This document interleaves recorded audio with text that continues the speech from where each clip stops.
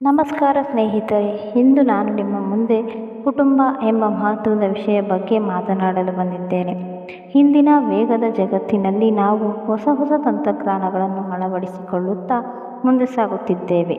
ಆದರೆ ಈ ವಸ್ತುವಿನಲ್ಲಿ ನಾವು ಮರೆಯುತ್ತಿದ್ದೇವೆ ಒಂದು ಆಧಾರಶೀಲ ಅಂಶವನ್ನು, ಅದು ನಮ್ಮ ಕುಟುಂಬ. ಕುಟುಂಬ ಎಂದರೆ ಕೇವಲ ಸಹವಾಸವಲ್ಲ, ಅದು ಸೌಹಾರ್ದತೆ, ಪ್ರೀತಿ, ಕಾಳಜಿ, ಬೆಂಬಲ ಹಾಗೂ ಬದ್ಧತೆಯ ಸಂಕೇತವಾಗಿದೆ. ಮಾನವ ಜೀವನದ ಮೊದಲ ಪಾಠಗಳು ಎಲ್ಲವೂ ಕುಟುಂಬದಲ್ಲಿಯೇ ಆರಂಭವಾಗುತ್ತವೆ. ಮನುಷ್ಯನು ಯಾರು ಆಗಬೇಕೋ ಆ ರೂಪವನ್ನು ಮೊದಲು ನೀಡುವುದು ಕುಟುಂಬ. ಅಲ್ಲಿ ನಂಬಿಕೆ ಇರುತ್ತದೆ, ಅಲ್ಲಿ ಪ್ರೀತಿ ನೆಲೆ ಇರುತ್ತದೆ, ಅಲ್ಲಿ ಭದ್ರತೆಯ ಅರಿವು ಇರುತ್ತದೆ. ಒಬ್ಬ ವ್ಯಕ್ತಿಯ ಬೆಳವಣಿಗೆಗೆ ಕುಟುಂಬದ ಪಾತ್ರ. ಒಬ್ಬ ವ್ಯಕ್ತಿಯ ವ್ಯಕ್ತಿತ್ವ, ಶಿಸ್ತಿನ ರೂಢಿ, ಮೌಲ್ಯಗಳು, ನಡವಳಿಕೆಗಳು ಎಲ್ಲವೂ ಕುಟುಂಬದಿಂದಲೇ ಆರಂಭವಾಗುತ್ತವೆ. ಪೋಷಕರು, ಅಕ್ಕ ತಂಗಿಯರು, ಅಜ್ಜ ತಾತನವರ ನಡೆ ನುಡಿಗಳು ನಮ್ಮ ಮೇಲೆ ಆಳವಾದ ಪ್ರಭಾವ ಬೀರುತ್ತವೆ. ನಾವು ಶಾಲೆಯಲ್ಲಿ ಪಾಠ ಕಲಿಯುವ ಮೊದಲು ಮೌಲ್ಯಪೂರ್ಣ ಜೀವನ ಪಾಠಗಳನ್ನು ನಾವು ಕುಟುಂಬದಿಂದಲೇ ಪಡೆಯುತ್ತೇವೆ. ಸಹಾನುಭೂತಿ, ಸಹನೆ, ಪ್ರಾಮಾಣಿಕತೆ, ಗೌರವ ಹಾಗೂ ಸತ್ಯ, ನಿಷ್ಠೆ ಈ ಎಲ್ಲವೂ ಕುಟುಂಬದಿಂದ ದೊರೆಯುವ ನೈತಿಕ ಗುಣಗಳು. ಇಂದು ಮಾಹಿತಿ ಯುಗದಲ್ಲಿ ಸಾಮಾಜಿಕ ಮಾಧ್ಯಮಗಳು, ಉದ್ಯೋಗದ ಒತ್ತಡ, ವಿದೇಶವಾಸದ ಲಾಲಸೆ ಇವೆಲ್ಲವೂ ಕುಟುಂಬದ ಬಾಂಧವ್ಯವನ್ನು ಬಲಹೀನಗೊಳಿಸುತ್ತಿವೆ. ಮಕ್ಕಳು ಪೋಷಕರೊಂದಿಗೆ ಸಮಯ ಕಳೆಯುವುದು ಕಡಿಮೆಯಾಗುತ್ತಿದೆ.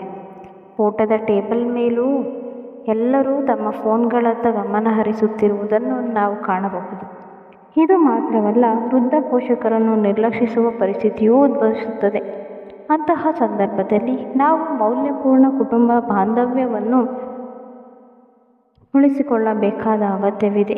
ನಾವು ಎಷ್ಟು ಎತ್ತರಕ್ಕೆ ಏರಿದರೂ ಆ ಎತ್ತರದಲ್ಲಿ ನಿಲ್ಲಲು ಹಿಂಬಲವಾಗಿ ನಿಲ್ಲುವವರು ನಮ್ಮ ಕುಟುಂಬದವರು. ಅವರು ನಮಗೆ ಶಕ್ತಿ ನೀಡುತ್ತಾರೆ, ವಿಶ್ವಾಸ ತುಂಬುತ್ತಾರೆ ಮತ್ತು ಬಿರುಗಾಳಿಗೆ ಬಿದ್ದಾಗ ಆಶ್ರಯ ನೀಡುತ್ತಾರೆ.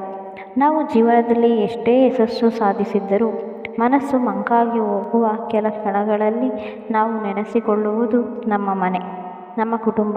ತಂದೆಯ ಸಲಹೆ, ತಾಯಿಯ ತಾಳ್ಮೆ, ಅಕ್ಕ ತಂಗಿಯರ ತುಂಟಾಟದ ನೆನಪುಗಳು ಇವುಗಳೆಲ್ಲ ಬದುಕಿಗೆ ಶಕ್ತಿ ನೀಡುವ ಮೆಟ್ಟಿಲುಗಳು. ಕುಟುಂಬವೆಂಬ ಜೊತೆಗಾರರು ನಮ್ಮ ಜೀವನದ ಪ್ರಯಾಣವನ್ನು ಸುಗಮಗೊಳಿಸುತ್ತಾರೆ. ಇಂದಿನ ಪೀಳಿಗೆಗೆ ಕುಟುಂಬದ ಮೌಲ್ಯಗಳನ್ನು ಬೋಧಿಸುವುದು ಅತ್ಯಂತ ಅಗತ್ಯವಾಗಿದೆ.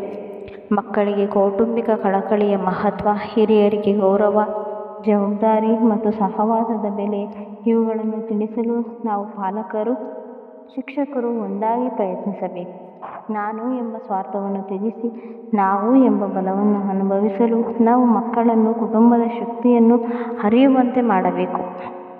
ದಿನದ ಒಂದು ಸಮಯವನ್ನಾದರೂ ಎಲ್ಲರೂ ಸೇರಿ ಕಳೆದರೆ, ಉದಾಹರಣೆಗೆ ಸಂಜೆಯ ಉಪಹಾರ ಅಥವಾ ರಾತ್ರಿಯ ಊಟ, ಪ್ರತಿ ವಾರ ಅಥವಾ ತಿಂಗಳಲ್ಲಿ ಒಂದು ದಿನ ಕುಟುಂಬ ದಿನ ಎಂದು ಆಚರಿಸುವ ಅಭ್ಯಾಸ, ಹಿರಿಯರೊಂದಿಗೆ ಕಾಲ ಕಳೆಯುವುದು, ಅವರ ಅನುಭವಗಳನ್ನು ಕೇಳುವುದು, ಪೋಷಕರನ್ನು ಮಿತ್ರರಂತೆ ಕಾಣುವುದು, ಭಯದಿಂದ ದೂರವಿದ್ದು ಗೌರವದಿಂದ ಬೆಳೆಸುವುದು.